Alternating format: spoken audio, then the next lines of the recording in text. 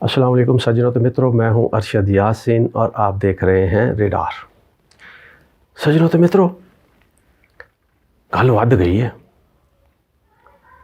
جان کے خطرات، کس کس کے جان کے خطرات، کس کس کو خطرہ، ایک کو یا زیادہ لوگوں کو، اس پہ میں آپ کے سامنے تفصیل سے لکھتا ہوں۔ اور ساتھ ساتھ خونی انقلاب یا پرامن تبدیلی، فیصلہ کن مرحلہ آن پہنچا ہے، اس پہ بھی بات کرتا ہوں۔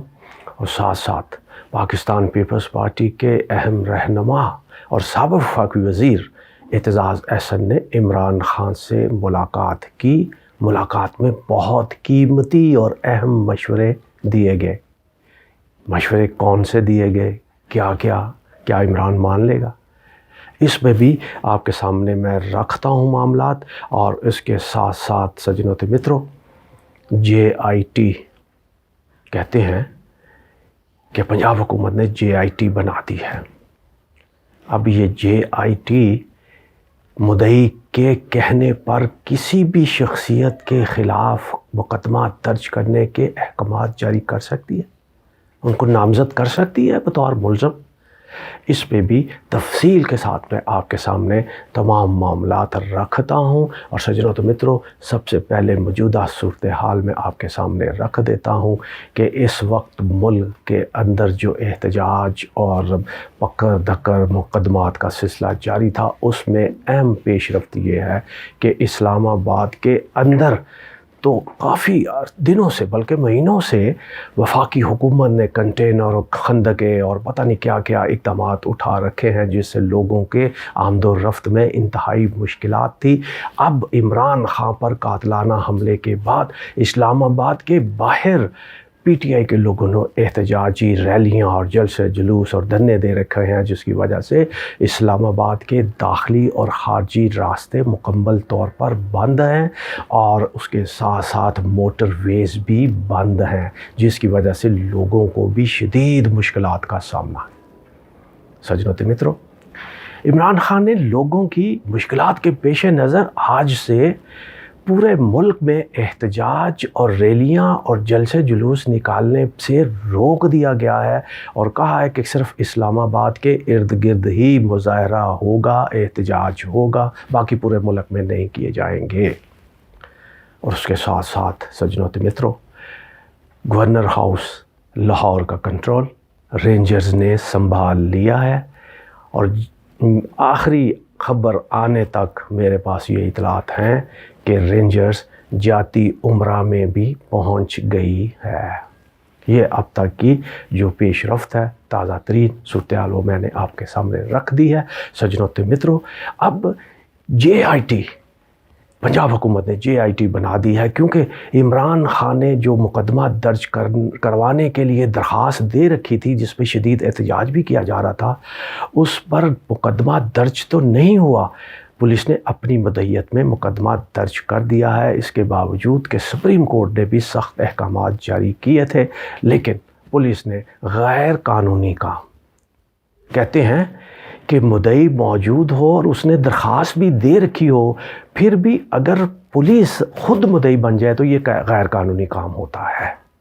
اب غیر قانونی اگر پولیس نے کام کیا تو اس کی سزا تو ہوگی، اس کے خلاف کیا کارروائی ہو سکتی ہے، نہیں ہو سکتی، یہ پھر کبھی بات کریں گے۔ آج ہم JIT، جو پنجاب حکومت نے JIT بنائی ہے، ہم اس پہ آج بات کرتے ہیں۔ JIT کہتے ہیں آئین اور قانون کے مطابق جو JIT بنتی ہے، وہ کسی بھی شخصیت کو نامزد کر سکتی ہے۔ سجنوں تو متروں، آپ کو یاد ہوگا میں نے 2 دن پہلے آپ کے سامنے 2 آپشن رکھے تھے، عمران خان کے پاس یہ 2 آپشن ہوں گے۔ اس میں اگر مقدمہ درج نہیں ہوتا تو میں نے کہا تھا درجہ مقدمہ درج نہیں ہوتا تو سیشن جج میں درخواست دی جا سکتی ہے، استغاثہ دیا جا سکتا ہے۔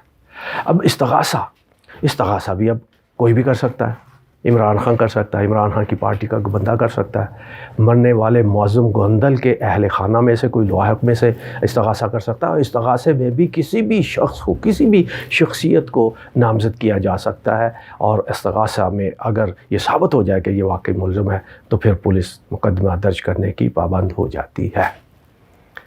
اب JIT اب جے آئی ٹی کے حوالے سے بھی یہ بات سامنے آئی ہے کہ جے آئی ٹی اپنی تفتیش کے دوران اگر کسی بھی ملزم کو، کسی بھی بڑے سے بڑی شخصیت کو اگر یہ سمجھتی ہے کہ یہ واقعی اس میں ملزم ہے تو اس کے خلاف مقدمہ درج ہو سکتا ہے۔ اب پھر ایک آئینی قانونی نکتہ، کیا ایک ہی واقعے کے 2 ایف آئی آر درج ہو سکتی ہے؟ میری انفارمیشن، میرا تجربہ یہ کہتا ہے کہ ایسا نہیں ہوتا۔ ایک واقعے کی ایک ہی ایف آئی آر درج ہوتی ہے جو پولیس نے کمال ہوشیاری سے یا ان ملزموں کو، قاتلوں کو بچانے کے لیے جو کارروائی کی گئی ہے ان کو اس حوالے سے پولیس خود ہی مدعی بن گئی، مقدمہ درج ہو گیا، ایف آئی آر اب دوسری ہو نہیں سکتی۔ اب جے آئی ٹی، استغاثہ، یہ وہ متبادل راستے ہیں جس پہ بات آگے جائے گی تو اصل ملزموں تک پہنچا جا سکتا ہے۔ اب سجنوں تو مترو، اب گزشتہ روز اعتزاز احسن عمران خان سے ملنے ان کی رہائش گاہ پر پہنچے۔ یہ بظاہر تو ان کی عیادت کا ایک معاملہ تھا، لیکن بہت اہم باتیں، بہت اہم مشورے اعتزاز احسن نے دیے۔ یہ بات تو یقیناً پرانی ہے کہ عمران خان نے 17 سال پہلے بھی ان کو جوائننگ کے لیے کہا تھا، لیکن اعتزاز احسن نسلی آدمی ہے، وہ پارٹیاں اور دوستیاں چھوڑتا نہیں ہے، اس لیے وہ پیپل پارٹی میں بدستور موجود ہے۔ اعتزاز احسن نے بطور وکیل کل بہت اہم مشورے دیے، اور یہی وجہ ہے کہ عمران نے اپنی لیگل ٹیم، اہم وکلاء کو بھی طلب کر لیا، اور عمران خان نے اعتزاز احسن کے ساتھ ان کی ملاقات بھی کروائی جس میں اہم فیصلے کیے گئے۔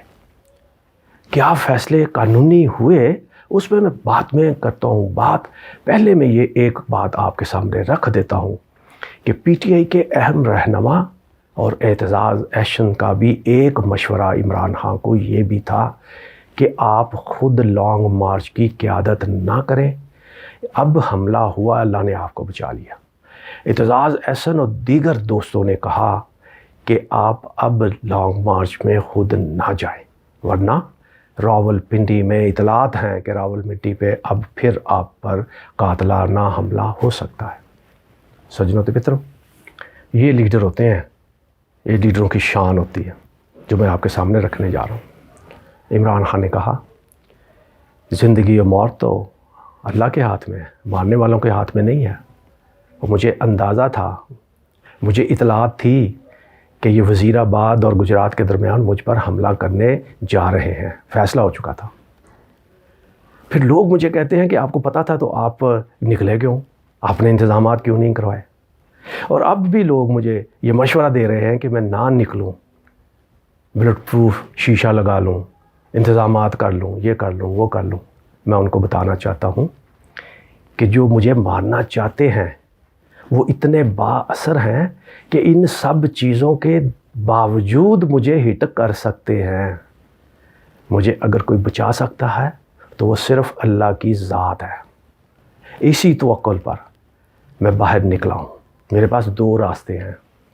سجنوں تو مترو، سننے والی بات، وہ کہتا ہے میرے پاس 2 راستے ہیں، یا تو میں ڈر جاؤں، خاموش ہو جاؤں، ملک چھوڑ کر بھاگ جاؤں، یا پھر یہ مجھے مار دے۔